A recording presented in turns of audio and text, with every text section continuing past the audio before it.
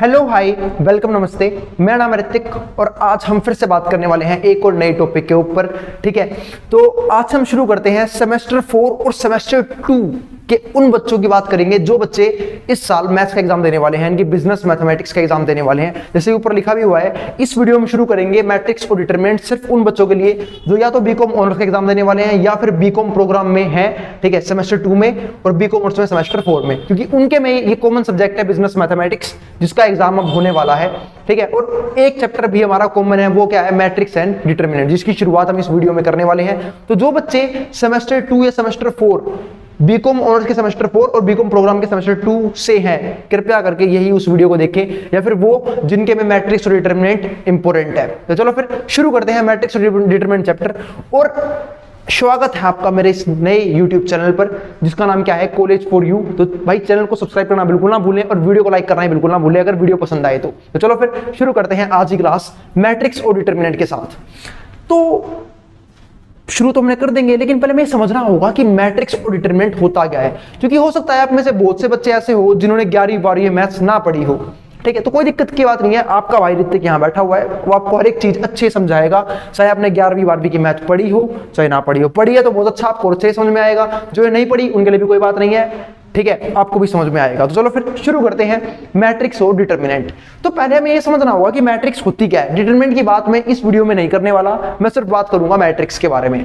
ठीक है, तो मैट्रिक्स की शुरू करते हैं, मैट्रिक्स से शुरुआत करते हैं। तो पहली बात तो आपको ये समझना होगा कि मैट्रिक्स होती क्या है, कि भैया ये क्या समझा, क्या बोल दिया आपने मैट्रिक्स, इसका मतलब क्या होता है, क्या होता है ये मैट्रिक्स। तो चलो फिर समझते हैं मैट्रिक्स क्या होता है। जब भी हम ऐसे रेक्टेंगुलर एरा, इसे हम बोलते हैं रेक्टेंगुलर एरा, इसके अंदर कुछ एलिमेंट डाल दूं, कुछ फंक्शन डाल दूं, कुछ वेरिएबल्स डाल दूं, इसे हम क्या बोल देते हैं, मैट्रिक्स। मतलब जब ये अपने घर के अंदर कुछ नंबर्स ले लेगा, कुछ वेरिएबल्स ले लेगा, कुछ फंक्शंस ले लेगा, तो ये क्या बन जाएगा, मैट्रिक्स बन जाएगा। जैसे यहाँ पे देखो, इसने ये हमारा क्या होगा, रेक्टेंगुलर एरा, इसने अपने अंदर 4 एलिमेंट ले लिए, 2 4 6 और 2, तो हमारा क्या बन गया, एक मैट्रिक्स। ऐसे यहाँ देखो बी मैट्रिक्स में क्या हो गया, 1 2 3 4 5 6, ये भी क्या बन गया, एक मैट्रिक्स।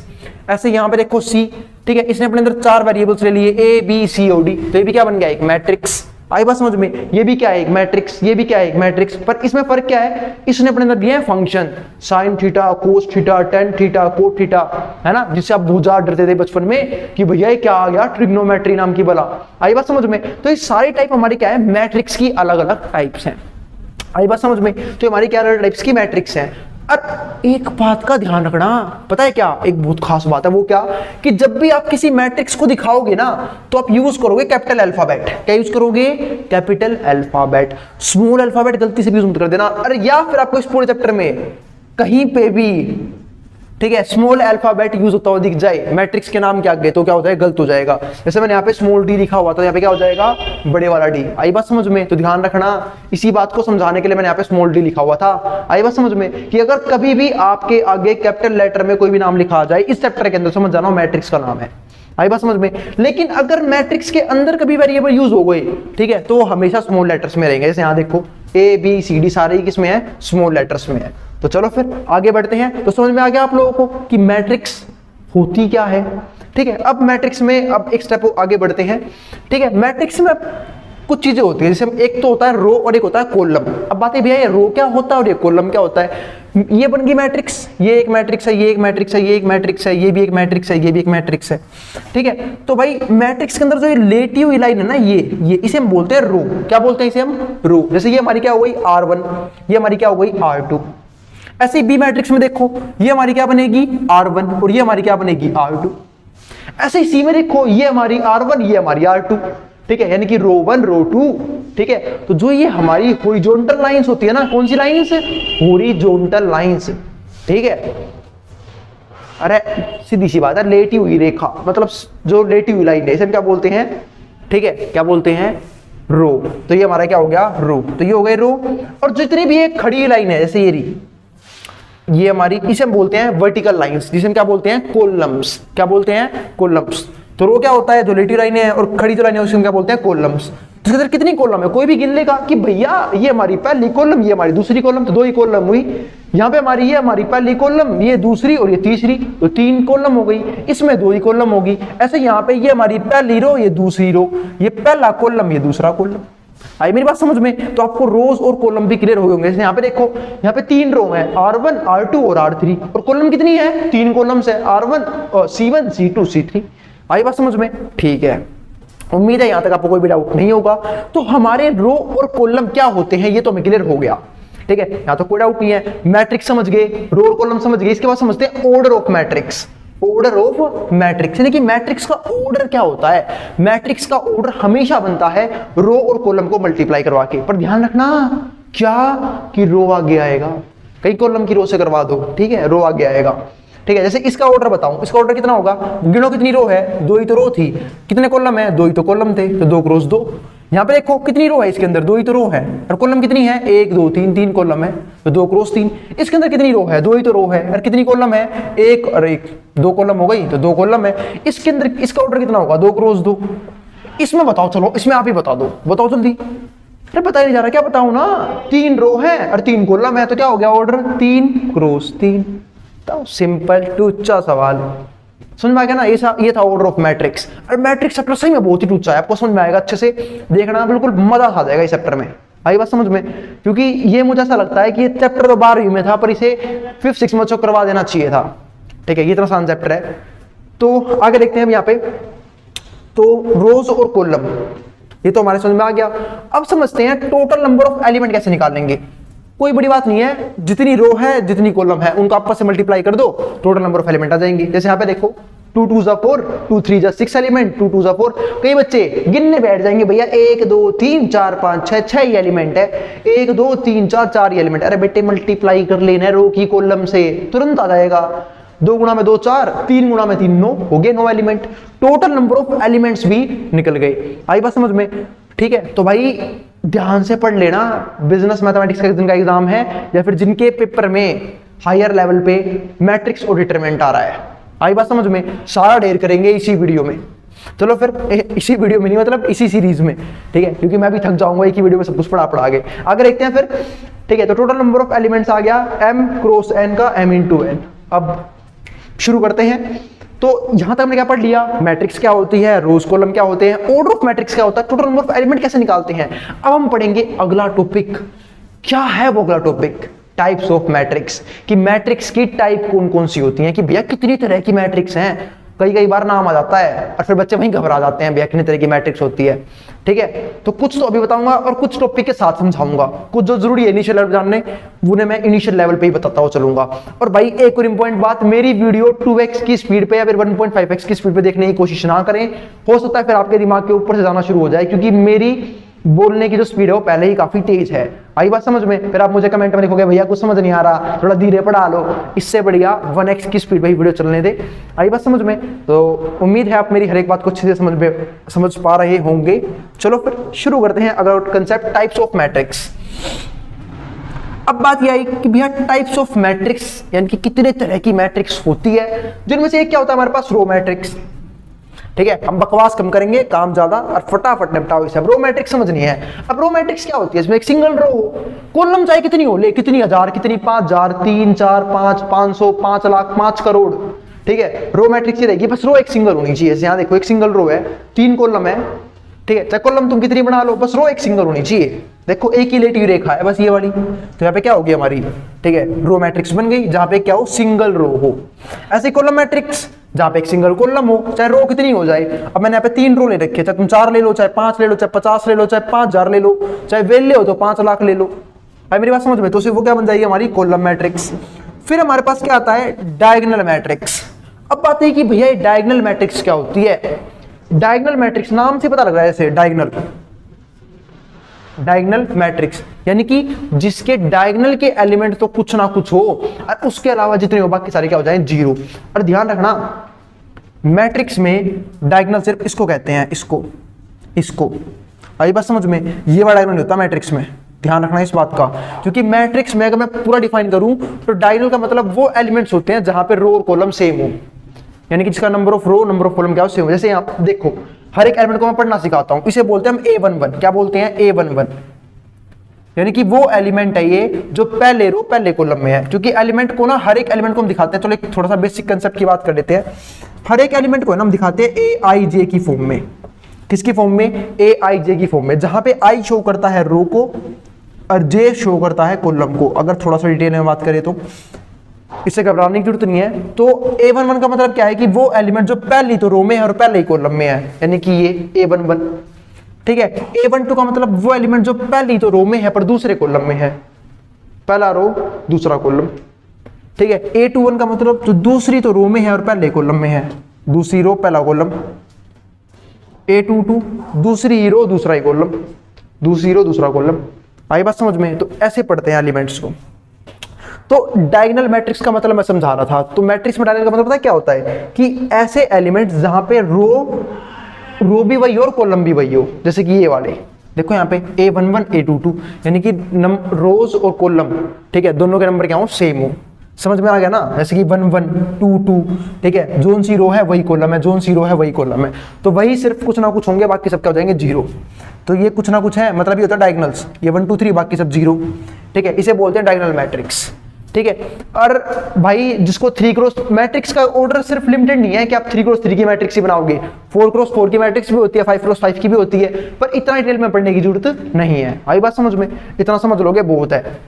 अब आगे देखते हैं। हाँ, कंसेप्ट यूं सेम रहते हैं। अगर तुम 4 क्रॉस 4 की बनाओगे उसमें डायगोनल यही रहेगा, बाकी सब जीरो कर देना, कोई दिक्कत नहीं है। बस दिक्कत फर्क क्या होगा, उसमें 16 एलिमेंट होंगे, 4 4 16, ठीक है। अगर देखते हैं स्केलर मैट्रिक्स को समझने की कोशिश करते हैं।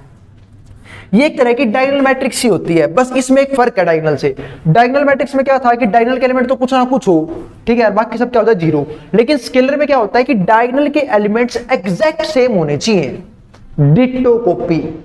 देखो यहाँ पे स्केलर मैट्रिक्स में 5 5 5 2 2 और बाकी सब क्या हो जाएंगे, जीरो, ठीक है। मतलब डायगोनल के एलिमेंट्स क्या हो तो कुछ भी सकते हैं पर सारे सेम होने चाहिए, उसमें क्या बोलते हैं, स्केलर मैट्रिक्स। अब हम पढ़ते हैं नेक्स्ट टाइप ऑफ मैट्रिक्स, जिसका नाम क्या है, स्केयर मैट्रिक्स।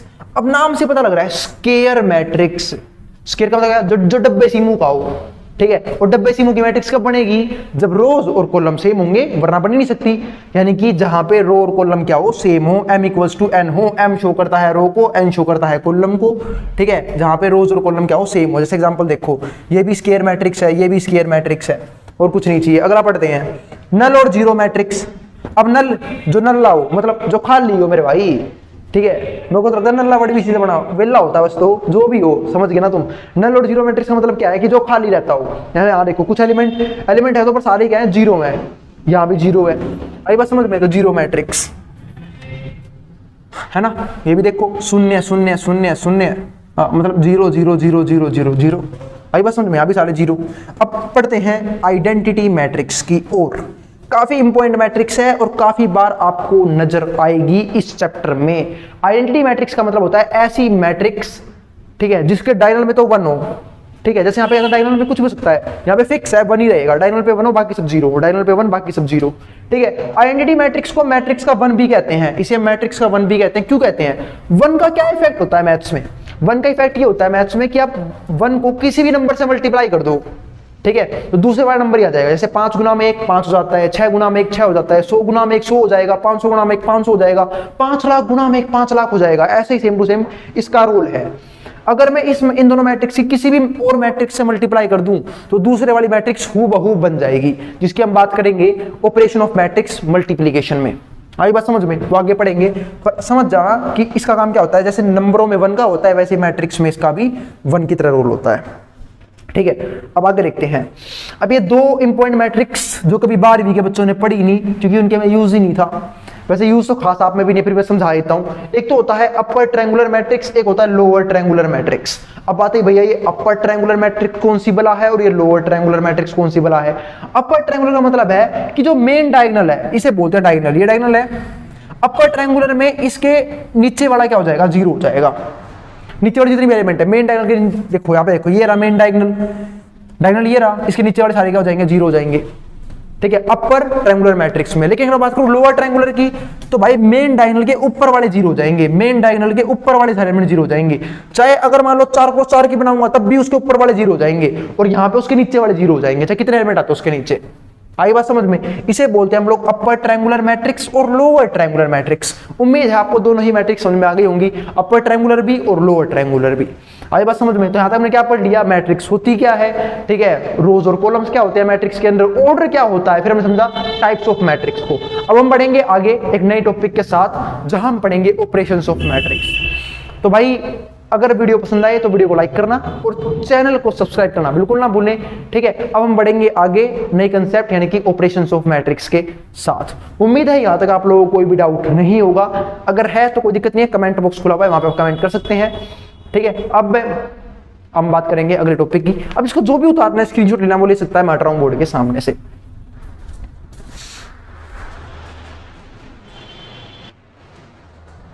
चलो अब हम समझते हैं नेक्स्ट कंसेप्ट, जिसमें शुरू क्या हो रहा है, ऑपरेशंस ऑफ मैट्रिक्स।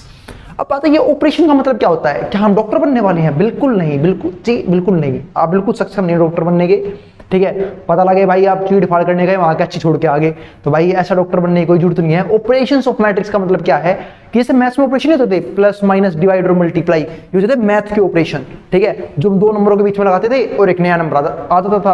अब हम मैट्रिक्स में ही सेम ऑपरेशन लगाना सीखेंगे कि मैट्रिक्स को जोड़ कह सकते हैं, मैट्रिक्स को घटा कह सकते हैं, मैट्रिक्स को, ठीक है, मल्टीप्लाई कैसे कर सकते हैं। तो चलो फिर शुरू करते हैं। पर डिवाइड नहीं होता मैट्रिक्स में, डिवाइड नहीं सिखाया जाता हमें, तो चलो फिर शुरू करते हैं हम लोग ऑपरेशंस ऑफ मैट्रिक्स। तो करें शुरू, ठीक है। तो पहले तो हम शुरू करेंगे एडिशन और सब्ट्रैक्शन से, ठीक है, मतलब जोड़ते घटाते कैसे दो मैट्रिक्स को। अब एक मैट्रिक्स आई और दूसरी मैट्रिक्स को बोली, क्या बोली कि मैं तेरे से जुड़ जाऊंगी, ठीक है, मैं तेरे से जुड़ जाऊंगी, बस मेरी एक शर्त है। बोलिए क्या शर्त है?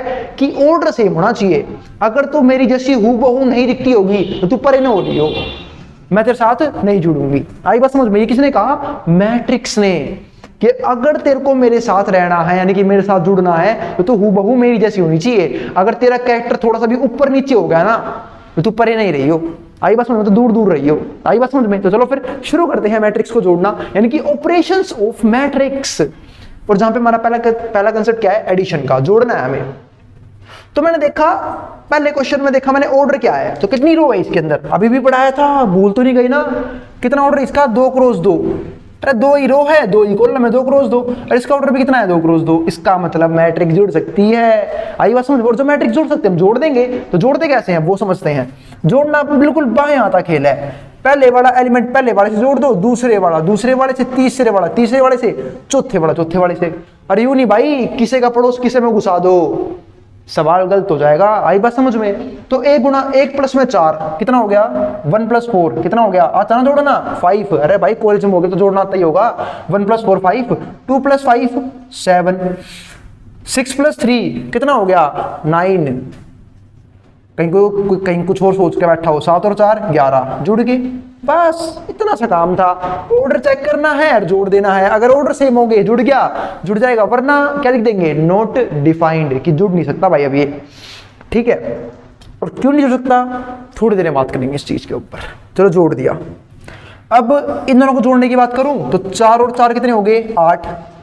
ऑर्डर सेम है ना, देखो 3 क्रॉस 3 3 क्रॉस 3, मतलब दिखने में बिल्कुल जैसा होना चाहिए, डिट्टो एक जैसा, बिल्कुल कॉपी, ठीक है। तो 4 और 4 8, 5 और 5 10, 6 और 3 9, 3 और 1 4, 7 और 0 7, 7 और -5 कितना हो गया? 7 प्लस में -5, तो प्लस माइनस माइनस, 7 में से 5 गए 2। 6th की मैथ में पढ़ा था ये बात, तो आई बात समझ में? जब इंटीजर्स आए थे तो कितना आ गया?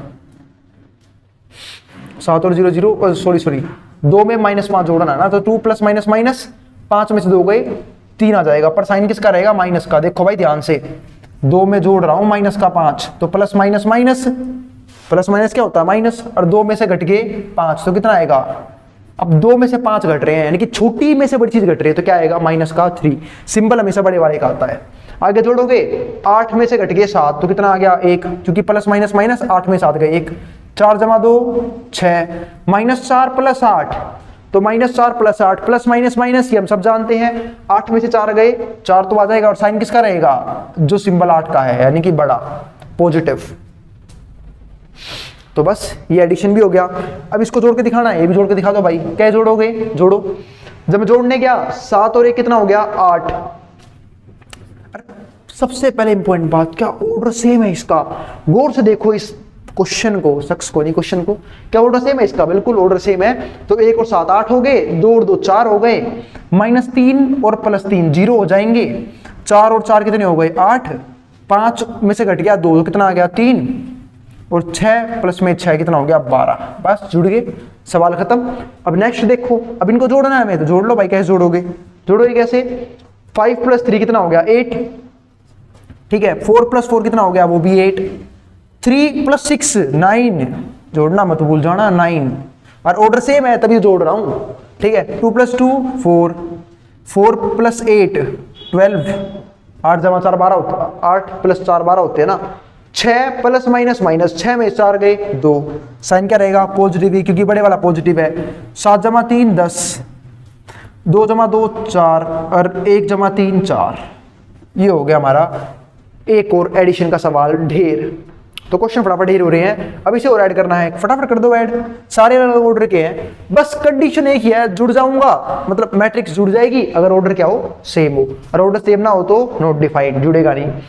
8 + 2 10, ऑर्डर सेम है। इसका कितना ऑर्डर? ऑर्डर बताओ फटाफट। इसका ऑर्डर कितना है? कितनी रो है? 1 2 3, 3 रो है, 3 रो 2 कॉलम।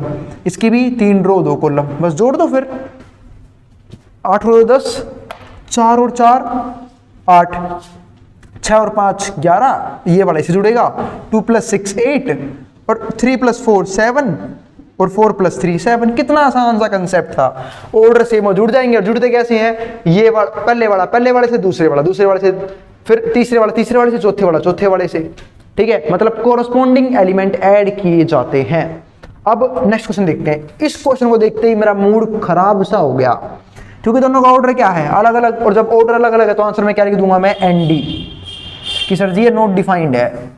नॉट डिफाइंड क्यों है? एक बात बता, इसमें ये जोड़ दूंगा, इसमें ये जोड़ दूंगा, इसमें ये जोड़ दूंगा, इसमें जोड़ दूंगा, ये तो कहां जाएंगे? तेरे घर। और जब ये चाहेंगे ही नहीं, मतलब ये जुड़ नहीं सकते, जब इनके पास कुछ है ही नहीं इनके लिए जोड़ने वाले, तो आंसर क्या हो जाएगा हमारा? नॉट डिफाइंड, मैट्रिक्स ऐड नहीं होंगी। तो उम्मीद है यहां तक आपको कोई भी डाउट नहीं होगा। हमने समझ लिया एडिशन ऑफ मैट्रिक्स कैसे होती है। क्या सेम क्वेश्चन हम सब्ट्रैक्शन सीख सकते हैं? बिल्कुल सीख सकते हैं, सब्ट्रैक्शन भी। चलो फिर सब्ट्रैक्शन सीखते हैं। सब्ट्रैक्शन लिख दिया ब्रैकेट में, सब्ट्रैक्शन। अब माइनस करने हैं, करो भाई माइनस। अब जहां जहां प्लस है उसको देखो माइनस की नजरों से। तो माइनस करने हैं अब हमें, माइनस करेंगे फटाफट, जल्दी जल्दी। पहले का आंसर दो, बगल में लिख दूं, जिसके बगल में, इससे बगल में लिख देते हैं। माइनस करो फटाफट इसके। तो 1 में से घट गया 4। अब 1 में से 4 घट रहा है, छोटी में से बड़ी चीज घट रही है, तो क्या आएगा? सोचो, 1 में 4 घट रहे हैं तो घटेगा तो 4 में से ये 1 आएगा। आंसर 3 ही, पर किसका? माइनस का। क्यों? छोटी में से बड़ी चीज घट रही है। फिर 2 में से घट गया 5 तो कितना आ गया? -3। 3 में से घट गया 6 तो कितना आ गया? -3। 4 में से घट गया 7 तो भी कितना आ गया? -3। और भाई सब में ही -3, 4 ही हो गया मेरे भाई। ये तो -3 की लाइन बन गई। ठीक है, तो हमारे पास क्या आ गया? मैट्रिक्स का सब्ट्रैक्शन।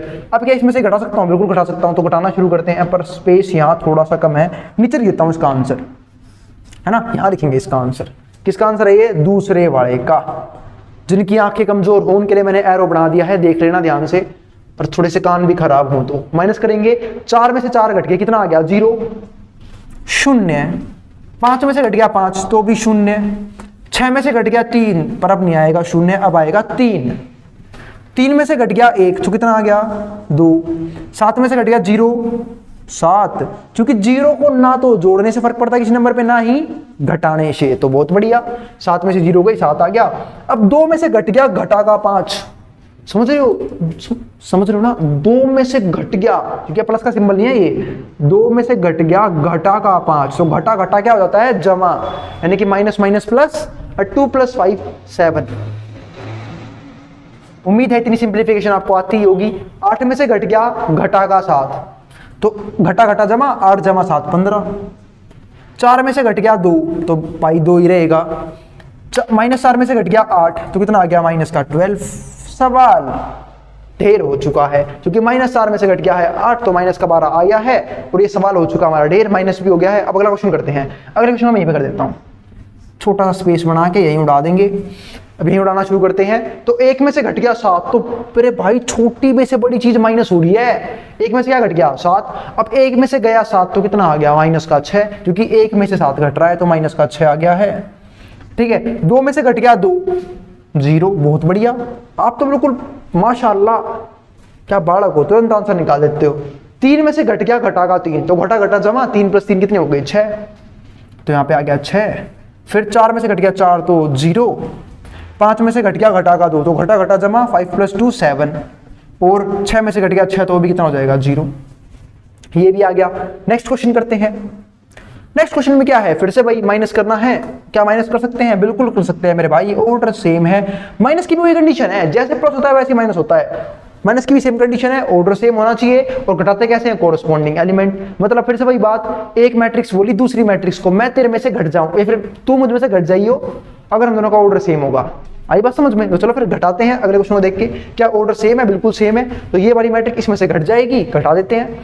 तो 5 में से घट गया 3, यहाँ पे कितना आ गया 2, 4 में से घट गया 4 तो कितना आ गया 0, 0, 3 में से घट गया 6, अब 3 में से 6 घट रहा है तो मेरे भाई -3 लगा दियो। ठीक है, 2 में से घट गया 2, 0, 4 में से घट गया 8, -4, 6 में से घट गया घटा का 4, तो घटा घटा जमा 6 जमा 4 10 हो गया।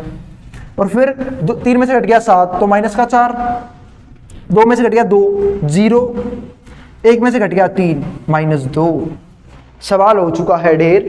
ठीक है, और लगातार आंसर पे आंसर आए जा रहे हैं, माइनस भी कर दिया है। अब लास्ट क्वेश्चन देखते हैं, 5th पार्ट। इसमें ही माइनस करना है, माइनस 7 करवा लेता हूं मैं। 2 में से घट गया 8, तो छोटी में से बड़ी चीज घट रही है, तो घटेगा तो बेटे 8 में से 2 6 आएगा, लेकिन साइन रहेगा माइनस का, क्योंकि 2 में से 8 घटा है। और फिर 4 में से घट गया 4 तो 0। ठीक है, 6 में से घट गया 5 तो कितना आ गया 1, 2 में से 6 गई तो -4, 3 में से 4 गए तो -1, और 4 में से 3 गए तो 1। और ध्यान रखना, हर एक क्वेश्चन में मैंने प्लस माइनस दोनों ही करे हैं। आई बात समझ में? ठीक है, और इस क्वेश्चन में घट भी नहीं सकता क्योंकि ऑर्डर सेम नहीं है, नॉट डिफाइंड। ठीक है, तो ये कुछ क्वेश्चन दिए मैंने आपको घर से करने के लिए, ये आपका होमवर्क है जो आपको बचपन से ही मिलता आ रहा था, मैंने फिर दिया है। तो बेटे जो सा क्वेश्चन नहीं करेगा सपने में आके बहुत घुस मारूंगा। आई बात समझ में? तो क्वेश्चन प्रैक्टिस कर लेना। ठीक है, वरना बेटे दिक्कत दूर नहीं है, फोन में घुस के ही मारूंगा। ये क्वेश्चन हो जाने चाहिए सारे। ठीक है, तो चारों तरह क्वेश्चन कर लेना, आसान से है। अब हम चलेंगे अगले ऑपरेशंस के ऊपर, जहां हम समझेंगे मल्टीप्लाई करना। तो उम्मीद है आपको यहाँ तक कोई भी डाउट नहीं होगा। आसान से चल रहा है मैट्रिक्स, इसमें कोई जान तो है नहीं। ठीक है, और उम्मीद है आपको पूरी की पूरे हर एक कंसेप्ट समझ में आ रहे होंगे वीडियो के। तो चलो फिर अब हम शुरू करेंगे मल्टीप्लाई। ठीक है, मल्टीप्लाई ऑफ मैट्रिक्स, जो काफी इंपॉर्टेंट कंसेप्ट है मेरे हिसाब से। बच्चे थोड़ा सा पजल होते हैं मल्टीप्लाई करते वक्त। ठीक है, तो उसके हम कुछ प्रैक्टिस करेंगे, उसके बाद हम ऑपरेशन ऑफ मैट्रिक्स को रोक देंगे। आई बात समझ में? चलो फिर, वैसे इससे पहले एक छोटा सा काम वो मैं आपको बता देता हूं, एक छोटा सा ऑपरेशन जिसे हम बोलते हैं इक्वालिटी ऑफ मैट्रिक्स। क्या बोलते हैं? हर एक कंसेप्ट में एक कंसेप्ट अलग से, इक्वालिटी ऑफ मैट्रिक्स, यानी कि मैट्रिक्स, दो मैट्रिक्स इक्वल कब होती है? दो मैट्रिक्स इक्वल जब होंगी, बस ये बात ध्यान रखना, जब एक तो उनका, पहली बात जब उनका ऑर्डर सेम हो, दूसरी बात कोरस्पॉन्डिंग एलिमेंट सेम हो, यानी कि 1 2 3 4 बराबर होगा 1 2 3 4 के ही। क्यों? क्योंकि एक तो पहली बात ऑर्डर सेम हो गया, दूसरी बात पहले वाला एलिमेंट पहले वाले के बराबर होना चाहिए, दूसरे वाला दूसरे वाले के, तीसरे वाला तीसरे वाले के, चौथे वाला चौथे वाले के। क्वेश्चन कुछ ऐसे पूछ लेता है, वो बोलेगा एग्जाम में, तुम्हारे पास 4 जग्गा जासूस हैं X Y Z और W, और तुम्हें इन चारों जगह जासूस की वैल्यू निकालनी है, और ये बराबर है किसके? 2 4 6 8 के। यानी कि एक है 2 नंबरी, एक है 4 नंबरी, एक है 6 नंबरी और एक है 8 नंबरी। आपको चारों की वैल्यू निकालनी है। तो भाई जब ये बराबर है तो इनका एक तो ऑर्डर सेम होना चाहिए, ऑर्डर सेम है, कोरस्पॉन्डिंग एलिमेंट बराबर होंगे। यानी कि X है हमारा 2 नंबरी, Y है हमारा 4 नंबरी, Z है हमारा 6 नंबरी और W है हमारा 8 नंबरी। तो सवाल हमारा ढेर हो गया है इक्वालिटी ऑफ मैट्रिक्स का। बहुत कुछ टॉपिक था कि दो मैट्रिक्स इक्वल कब होंगी? पहली बात जब उनका ऑर्डर सेम होगा, दूसरी बात जब कोरस्पॉन्डिंग एलिमेंट बराबर होंगे। तो चलो फिर, उम्मीद है यहां तक समझ में आ गया होगा। इसको जो भी उतारना है, जो भी स्क्रीनशॉट लेना ले सकता है। फिर हम बढ़ेंगे नए टॉपिक मल्टीप्लिकेशन ऑफ मैट्रिक्स पे। ठीक है, इसके बाद हम कुछ बढ़िया बातें करेंगे अगली वीडियो में, क्योंकि अब मैं थोड़ा सा थकता जा रहा हूं। इसको जो भी उतारना है वो स्क्रीनशॉट लेना ले सकता है। वीडियो काफी लंबी ना हो जाए, क्योंकि वरना फिर आप देखोगे नहीं ना। ठीक है, 4 क्वेश्चन पढ़ जाते, नींद आ जाएगी, फिर आप सो जाओगे। इससे बढ़िया स्क्रीनशॉट लो, उतार लो, फिर हम चलेंगे नए टॉपिक के ऊपर।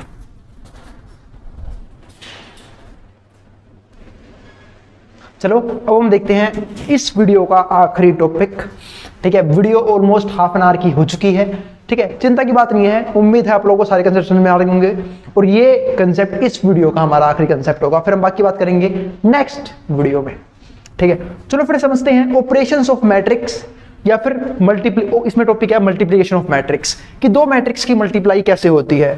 ठीक है, इस चैप्टर में सिर्फ आपको एक चीज फोकस करना है, वो है कैलकुलेशन पे। जिसकी कैलकुलेशन स्ट्रॉन्ग, इस चैप्टर में वो नंबर नहीं गवाएगा। आई बात समझ में? तो चलो फिर आगे देखते हैं। तो एक तो होती है multiplication of matrix bye scalar और कांस्टेंट, मतलब किसी भी मैट्रिक्स की किसी कांस्टेंट से मल्टीप्लाई या फिर किसी भी स्केलर और नंबर से मल्टीप्लाई। तो कैसे करोगे वो मैं निकालना सिखाता हूं आपको। आपके पास दो मैट्रिक्स है, एक ए है एक बी है। मान लो आपको निकालना है 2a, आपको क्या निकालना है 2a, यानी कि a का दुगुना। तो जब भी किसी मैट्रिक्स की किसी भी कांस्टेंट से मल्टीप्लाई की जाती है तो हर एक एलिमेंट मल्टीप्लाई होता है। इस बात को अपने गांठ बांध लो। तो बस हर एक एलिमेंट को मल्टीप्लाई कर दो। 2 2 जा 4, 2 4 जा 8, 2 6 जा 12, 2 2 जा 4। आंसर आ गया, सवाल ढेर खत्म। इतना सा क्वेश्चन था, आपको ये सोल्व करना है। एक काम कर लो, यहां से मान लो आपको निकालना है 3b। तो जब भी किसी मैट्रिक्स की किसी कांस्टेंट से मल्टीप्लाई होती है तो हर एक एलिमेंट मल्टीप्लाई होता है। तो कर दो मल्टीप्लाई, करते क्यों नहीं, करो ना, करो। 4 3 12 है ना, 4 3 जा 12, 6 3 जा 18, 3 2 जा 6, 3 3 जा 9, 3 4 जा 12 और 3 6 जा, बच्चे बोल रहे होंगे 18 यार, चल 18। दोनों ही सही है, मजाक कर रहा था मैं। आ गया आंसर 3b। बस वही हो गए किसी मैट्रिक्स किसी भी कांस्टेंट से मल्टीप्लाई। या फिर मान लो मैं एक एग्जांपल देता हूं, क्वेश्चन आपको सी मैट्रिक्स दे दी। क्या दी है? सी मैट्रिक्स 4 6 -2 और 4। इसमें निकालना है आपको -2c। तो कैसे करोगे? -2 से मल्टीप्लाई कर दो। -2 4 जा -8, -2 6 जा -12, -2 इंटू -2, माइनस माइनस कट जाएगा, 4 रहेगा, 2 2 जा 4 और -2 इंटू 4 माइनस का 8। मान लो किसी ने आपको कह दिया तू निकाल दे हाफ ऑफ सी, यानी कि 1/2c। तो सभी c के एलिमेंट का आधा कर दो। जब 2 था 2 से मल्टीप्लाई करता, अब आधा से मल्टीप्लाई कर दो। तो 1/2 मल्टीप्लाई में 4, तो 2 से 4 कट जाएगा 2 पे, 2 से 6 कट जाएगा 3 पे, 2 से 2 कट जाएगा 1 पे, 2 से 4 कट जाएगा 2 पे। बस क्या था, टूचा क्वेश्चन, आंसर आ गया फटाफट, वो भी। तो मैट्रिक्स की हमने ये सीख लिया किसी भी कांस्टेंट से मल्टीप्लाई कैसे की जाती है, हर एक एलिमेंट मल्टीप्लाई होता है।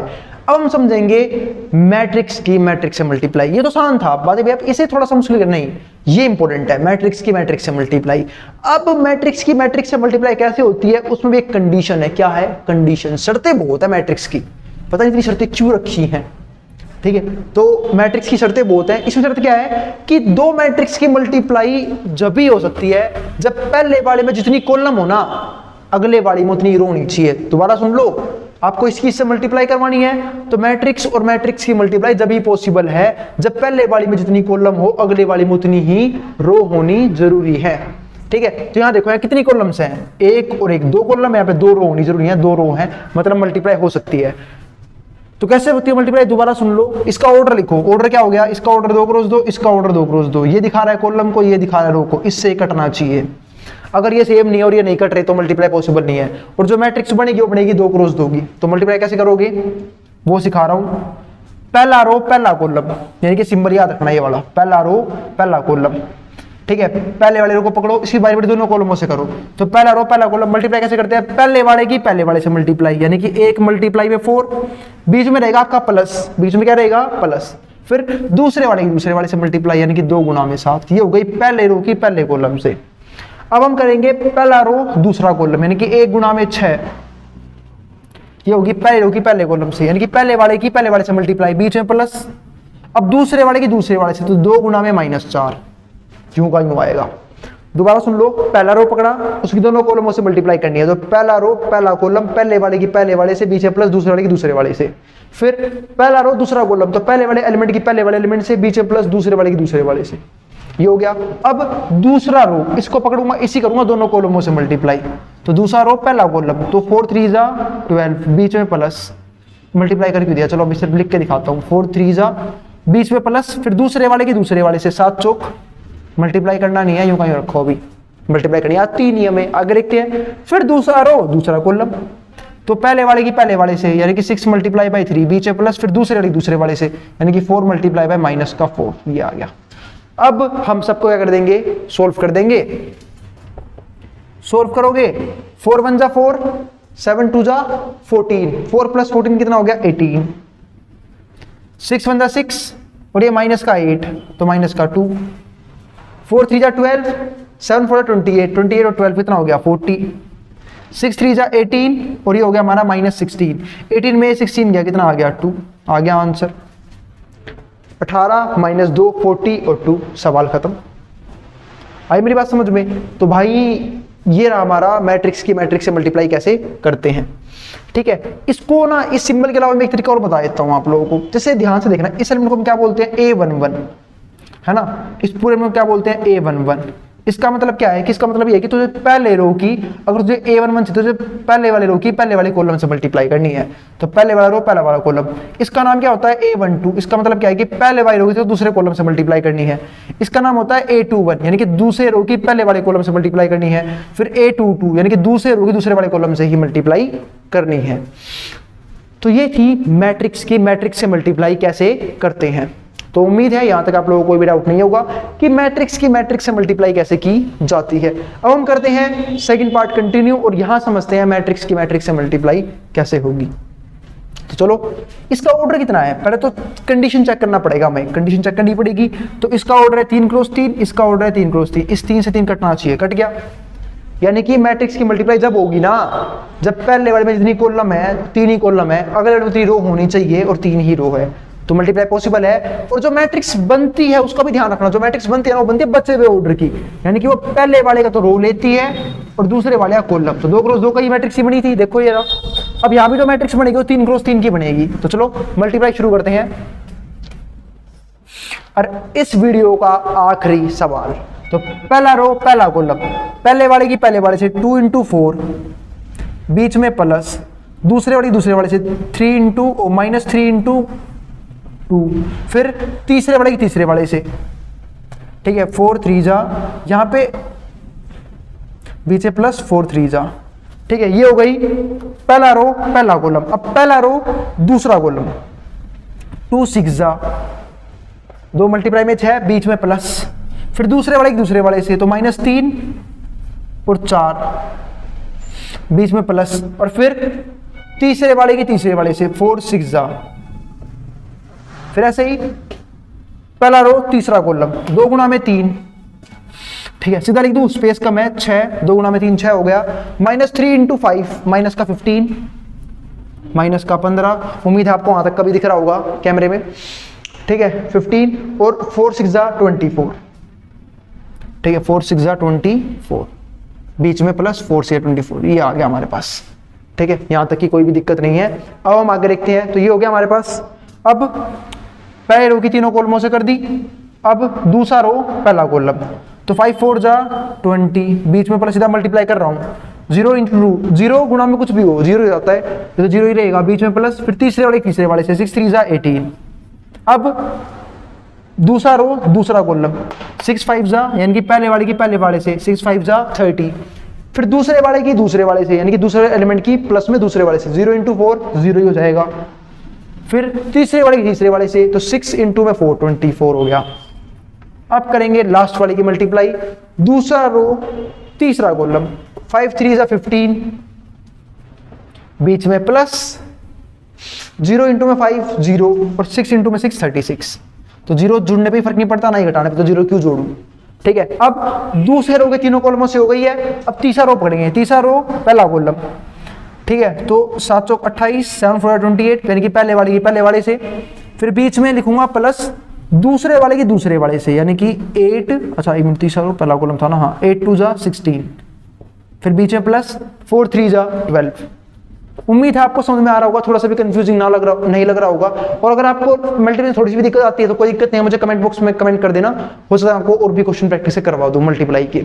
वैसे आसान है, ठीक है, बस बारी बारी सारे रो पकड़ने हैं, सारे कॉलमों से मल्टीप्लाई करनी है, ठीक है, तरीका में सेम ही रहेगा फिर, ठीक है। बाकी क्वेश्चनों में हम और प्रैक्टिस कर लेंगे इसकी।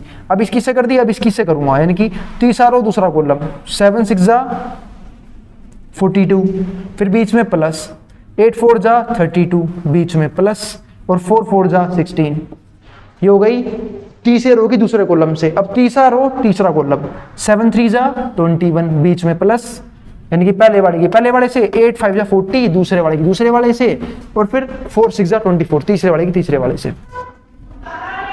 अब इसे जोड़ घटा लेते हैं। यहां देखो -6 4 2 जा 8, 8 में से गए 2, 4 3 12, 12 2 14, 14 हो गया ये कितना हो गया 14। फिर आगे देखते हैं 12 4 3 -12 0, 6 4 जा 24, यहाँ आ गया 24। आगे देखेंगे तो 6 प्लस माइनस माइनस, अब 6 में से घट गए 15, तो छोटी में से बड़ी चीज माइनस हो गई। 6 में से 15 गई तो 15 में से 9 आता है, माइनस का 9 आ जाएगा, -9 + 24, तो 24 में से 9 गए, घटाओ कितना आएगा, 24 में से 9 गए। जल्दी बताओ, जल्दी, क्योंकि मेरे दिमाग में नहीं आ रहा क्या आएगा, नहीं पता किसी को भी। 14 या 15 मेरे भाई, 15 आ गया। आगे देखते हैं 20 प्लस में 18 कितना आ गया 38, ठीक है। 30 और 24 कितने हो गए 54, है ना, 30 और 24, 15 और 36 और 5 41, और प्लस 10 51। जब इनको ऐड करूंगा 18 28 और 12 40, 40 और 16 कितने हो गए 56 56, और फिर 42 और 32, 6 और 2 8, और 10 का 0, 1 यहाँ चला जाएगा, 4 और 1 5, 5 और 3 8, 8 और 1 9, यानी कि 90। और यहाँ पे कितना आ जाएगा 24 और 1 25, 25 और 20 55, 55 और 40 95, यानी कि 95। तो ये आ गया हमारे पास मैट्रिक्स से मल्टीप्लाई करवा के 3 + 3 की मैट्रिक्स बनी, पहले ही पता लग गया था इसको चेक करते ही, आगे बात समझ में। तो ये था हमारा कंसेप्ट मैट्रिक्स से मल्टीप्लीकेशन का, ठीक है। थोड़ा सा कॉम्प्लिकेटेड बस एक यही टॉपिक है, इसके बाद जो है इनवर्स है, ठीक है। मल्टीप्लाई वो भी समझने में दिक्कत नहीं है, बस बच्चे बिचल जाते हैं किससे मल्टीप्लाई करनी है, तो तरीका मैंने समझा ही दिया है, ठीक है। और आप ये वीडियो मतलब दोबारा भी देख सकते हो, ठीक है। अगर आपको कंसेप्ट समझ में आया तो सेम क्वेश्चन को आप पीछे करके दोबारा भी देख सकते हो। आई बात समझ में। चलो फिर मिलते हैं अगली वीडियो में। यहां तक खत्म हो गया हमारा operations of matrix. Almost matrix के जो मोस्ट इंपॉर्टेंट कंसेप्ट थे वो खत्म हो चुके हैं, ठीक है। और बाकी थोड़ी बहुत बात हम करेंगे अगली वीडियो में, जिसको जो भी उतारना है वो उतार सकता है, ठीक है। मैं हट रहा हूं बोर्ड के सामने से।